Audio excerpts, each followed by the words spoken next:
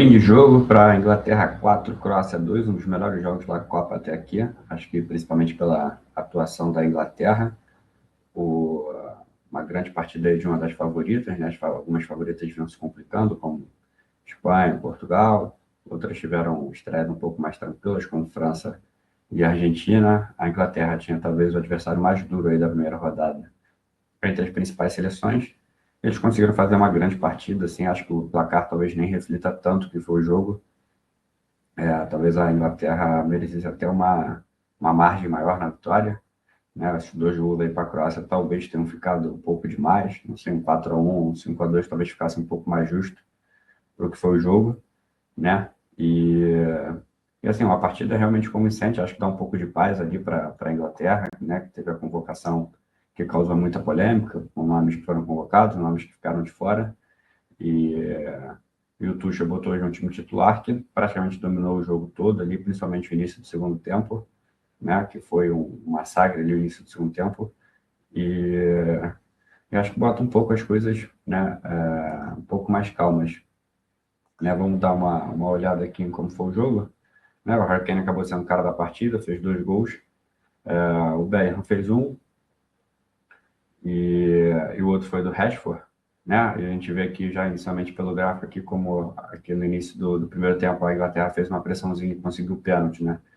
O Harry Kane perdeu o primeiro, o juiz mandou voltar porque o Livakovic se adiantou, ele voltou e fez o gol.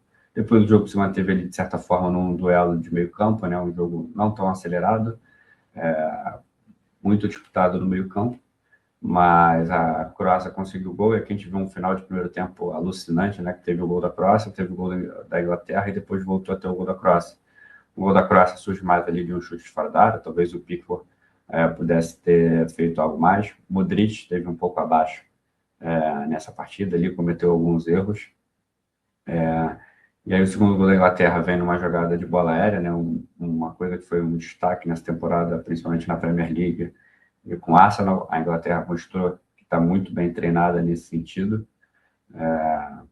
Teve boas jogadas de escanteio, nessa eles fizeram um bloqueio, acho que foi o Declan Rice, que bateu um pouco mais aberto, e o Kane cabeceou ali um pouco longe da pequena área, mas no cantinho, ele conseguiu, e no final ali do jogo, do primeiro tempo, o Perisic recebeu uma enfiada ali pelo meio, conseguiu ajeitar para o Musa fazer o gol. Então, assim, acho que esse time da Croácia não foi tão bem, né, quanto em outros tempos, mas foi um time que se mostrou muito maduro e experiente, né? Acho que a Inglaterra foi um pouquinho melhor no primeiro tempo, mas ainda assim a Croácia conseguiu se manter no jogo. Perisic, acho ele muito bem, né? Já tá um pouco mais velho, está com 37 anos e consegue ainda fazer esse trabalho na lateral do campo, de ir, de voltar, de apoiar bem e também de recompor. Conseguiu ali uma boa ajeitada para o segundo gol, né?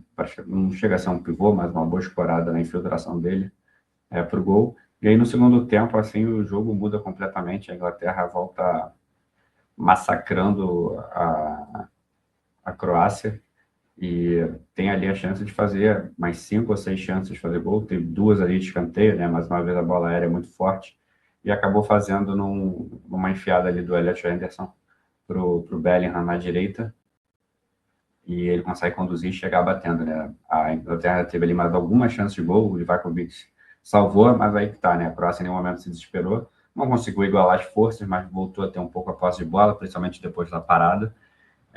A Inglaterra foi ali ficando um pouco mais no contra-ataque, talvez tenha perdido um pouco o meio campo, porque ele na parada técnica ele botou o Rodgers, o Saka e o Rashford no lugar do Rice, do Gordon e do Madueke. E aí o Bellingham foi um pouco recuado, talvez tenha prejudicado um pouco a marcação ali, mas rapidamente ele corrigiu. Ele voltou ali e botou o Guel para... botou o Spence para recompor ali mais, e depois botou o Guel no lugar dos Stones. E aí a Croácia veio um pouco para cima, mas também sem conseguir criar tanto. Acho que nisso a Inglaterra foi muito bem. Acho que a Croácia não teve tantas chances de gol assim, né? Acho que diria que teve uma, ou no máximo 2.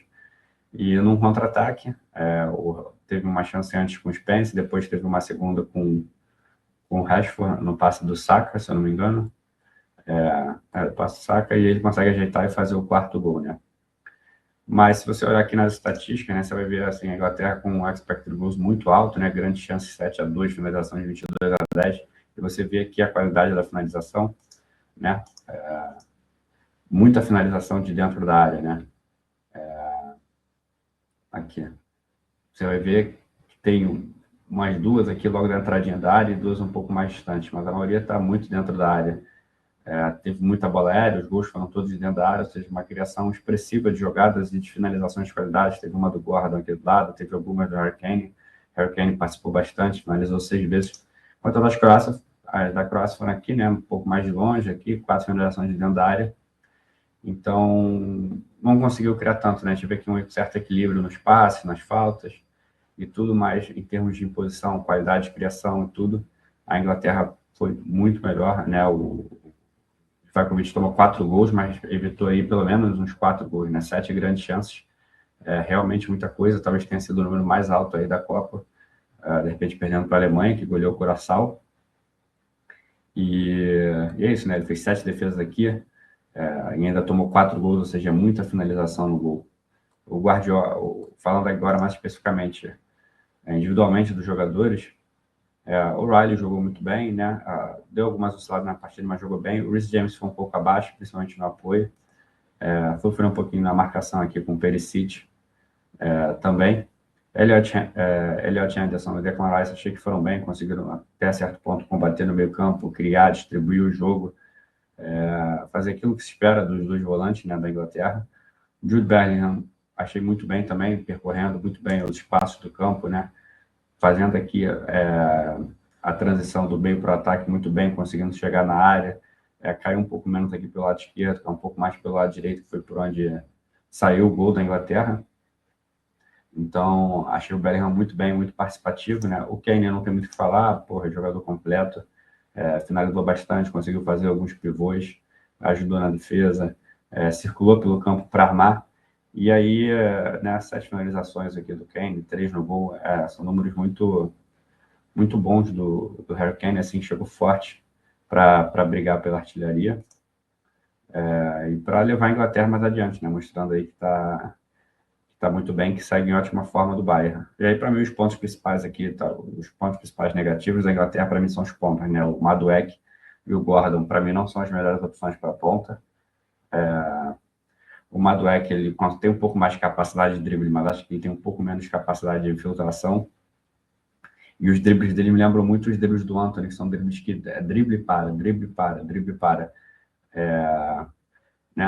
Às vezes ele parece até um jogador de futebol americano, assim, que está ali para ganhar jardas, né? Ele recebe aqui, ele anda aqui, para e toca para cá. Aí ele recebe aqui, anda aqui, vai e toca para cá. É importante, né?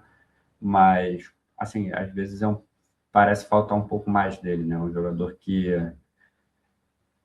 não tem tantos gols assim, né? Acho que fez poucos gols na temporada, se não me engano, fez 9, algo assim. E alguns contra times ali da FA Cup, né? Times de menor expressão. E do outro lado estava o Gordon, que também é um jogador muito mais de atacar espaço do que de driblar e construir jogadas, de achar um passe. O que faz sentido para o Harry Kane, mas também é um jogador que faz pouco gol, né? Na temporada acho que ele fez 19, mas fez 4 no Karabag, 2 no Bruges, acho que o Madueke talvez tenha feito no Bruges, ele tenha feito em algum outro time um pouco pior, aquele San Guilhose da Champions League. Na Premier League, acho que não sei se chegou a fazer 5 gols, e teve muito sumido no jogo, né? E se você tem um jogador como o Harry Kane que consegue sair e armar o jogo, é muito importante que os pontas consigam atacar os espaços, né? Principalmente aqui com essa defesa com 3 zagueiros e 4, às vezes 6 no meio campo. Esperava-se um pouco mais, porque os espaços estavam ali, né? Um pouco mais de participação. A Inglaterra teve a posse, o Kane participou, o Bellingham participou, o Rice e o Elliot Anderson tinham ali as opções de passe, mas os pontos acho que ficaram um pouco abaixo, né? Quando entraram o Rodgers, Rashford e Saka, parece que o time fica um pouco mais agressivo, né? Se você imaginar o Rashford aqui partindo pela esquerda, ele é um cara muito incisivo, que recebe a bola, gosta de cortar para dentro, pode cortar para a direita, pode cortar para a esquerda, finaliza de fora, costuma finalizar firme, consegue também jogar pelo centro, né, de 9. E o Saka talvez tenha um perfil um pouco mais parecido com o Madueke, né, tanto de espetar e sair correndo no espaço, é um pouco ponta também em armador, ele tem a qualidade do passe, consegue pensar o jogo. E o Rodgers também é um cara que recebe pela ponta, gosta muito de finalizar, quando recebe a bola é muito agressivo, né, na ocupação de espaço, partindo em direção ao gol, quando está sem a bola ele ocupa bastante espaço, consegue cair aqui um pouco pela direita, pela esquerda ou também pelo centro. Então, é aquilo, né, são opções do treinador. Acho que o Rashford, de certa forma, faz sentido, porque assim que ele entrou, né, ele entrou aqui no lugar do Gordon, os primeiros 10 minutos ali, ele deu umas 2 panguadas na defesa, né, ficou cochilando, uma das vezes marcou o impedimento do Stanisic, que ia sair ali livre para o cruzamento, e acho que isso pesa, né, na hora, porque acho ele melhor que o Gordon atacando, mas na defesa ele ainda, né, dá umas cochiladas e fica complicado para ele, né, para justificar jogar os 90 minutos de repente com ele. O Saka, entendo que seja por falta de ritmo, né, ele ficou boa parte da temporada afastado por lesão, mas você vê aqui que o Rashford, mesmo pouco tempo, ele participou aqui um pouco mais próximo à área, né, do que o Aaron Gordon. O Aaron Gordon recebeu muito aqui, conseguiu participar um pouco do jogo, né, você pensar que ele teve 17 ações com a bola em 72 minutos, é muito pouco, né, quase aí 4 minutos e meio para tocar na bola. Então fica faltando, né? Porque se você tem um cara como o Harry Kane que consegue armar por trás, tem o Declan Rice e o Elliot Anderson, que tem uma bola longa boa, você não consegue participar, você não consegue ganhar disputas, você acaba prejudicando, né? Acredito que conforme a Inglaterra for avançando, talvez o Tuchel pense aqui no Rodgers na ponta, que consegue recompor um pouco mais, faz papel também de meia, e o Saka ganha a vaga aqui pela direita, né? Se tiver 100%, né? Aqui ficou complicado para o Kobe Mino jogar, para o Oli Watkins, para o Eze. Acho que a Inglaterra mostrou que tem muita qualidade no banco, né? Quando a gente pensa e olha para o banco do Brasil, a gente pensa que a gente tem o Ryan, tem o Endrick, tem o Matheus Cunha, que são bons jogadores. Acho que a Inglaterra está num pé de igualdade aqui, né, com a gente. Vamos supor, claro que você não vai tirar o Harry Kane para botar o Watkins, mas se você pensar que em algum momento do jogo você pode botar Harry Kane e o Watkins, você pode botar o Kobe Mino no meio, você tem o Eze para entrar no lugar do Bellingham, você tem o Rashford, o Saka e o Rodgers para a ponta. É um time muito bom, assim, principalmente ofensivamente, né? Algo que às vezes algumas outras deixam a desejar, né? Acho que a Espanha deixa um pouco a desejar. Se saiu o Yamal, saiu o Nico Williams. Acho que o nível cai bastante se saiu o Pedro. Então, em geral, foi uma partida muito boa assim, na Inglaterra, bem brigada, conseguiram controlar a maior parte do tempo, conseguiram transformar as oportunidades em gol, poderiam ter feito até mais, né? Isso aqui é realmente bem gritante, aqui poderiam ter saído 2, 3 gols tranquilamente, e conseguiram se defender bem, né? A Croácia tem um meio campo bom, tem essa característica de cuidar bem da bola, mas também de saber atacar, tem um chute fora da área. Eles conseguiram segurar o time da Croácia, né? Acho que o Pickford não teve grande trabalho, o Pickford sempre que pode, ele tenta se complicar um pouco, e hoje, né, teve ali uns sustinhos na saída de bola, demorou demais para passar, mas em geral foi isso, né? Acho que o jogo foi muito, muito bom na Inglaterra, aí talvez a melhor seleção favorita, melhor desempenho de uma seleção favorita, apesar dos 2 gols sofridos, mas pegou a melhor seleção, criou muitas chances de gol, conseguiu se impor no jogo praticamente o tempo todo e sai com muita moral, né? Acho que dá um pouco de tranquilidade depois da convocação do Tuchel, reclamaram muito. Ele mostra que ele tem um grupo na mão, que talvez ele sabe o que está fazendo, né? Provavelmente, e que essa Inglaterra vem forte, né? Forte no contra-ataque, forte controlando a bola, forte na bola aérea, né? Forte na defesa.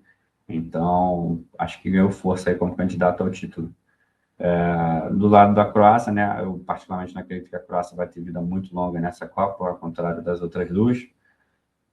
O Gabardiola aqui, que é um dos melhores zagueiros assim, para mim do mundo, foi bem abaixo. Acho que a zaga toda sofreu muito para segurar ali a movimentação do Harry Kane, para segurar as chegadas da Inglaterra. Acho que o meio-campo também sofreu para marcar e anular as trocas de passe da Inglaterra. E agora vai enfrentar a Gana, né, que vai ser o jogo aí para disputar o segundo lugar do grupo. A Gana vai pegar agora o Panamá, o mais provável que vença, né? E acho que vai ser um jogo bem acessível assim para a Gana, né? Tem tudo para ser um jogo disputado, a Croácia sendo um pouco cadenciando um pouco mais o jogo, mas ficou um pouco exposto, né? Se não fosse o Livakovic, que mostrou um ótimo nível, acho que poderia ter sido uma goleada hoje a favor dos ingleses. Beleza?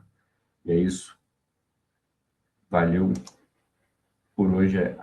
Vamos falar aí rapidinho também do Harry Kane, né? Que entrou na briga pela artilharia de vez, né? Empatou com o Mbappé, com o Haaland, com o Bellingham, tá agora só atrás do Messi. E vem mais uma vez, né? Ele normalmente costuma fazer muito gol na fase de grupos. Hoje perdeu um pênalti ali que o juiz mandou voltar.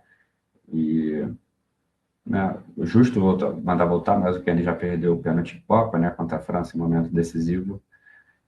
Já perdeu outros pênaltis também, assim, na carreira. Então, acho que isso pode ser um ponto de atenção aí, de repente, para a Inglaterra. Acho difícil ele perder a vaga de batedor de pênalti. Mas talvez para ele treinar um pouquinho mais, ter um pouquinho mais de confiança aí no futuro, né? No principal jogo ele já fez 2 gols. Agora vai pegar Gana, vai pegar Panamá, né? Na outra vez ele enfrentou o Panamá, se não me engano, ele fez 3 gols na Copa, né? Que ele terminou artilheiro, que ele fez 6 gols, que acho que foi 2018. E aí tem tudo aí, né? Se repetir, fizer mais um golzinho aí, mais 3, mais 4, dá para chegar a 6 gols na fase de grupos, de repente, Harry Kane. Né? Muito forte para a artilharia mais uma vez. Agora sim, fim de papo. Valeu aí. Voltamos para os próximos jogos.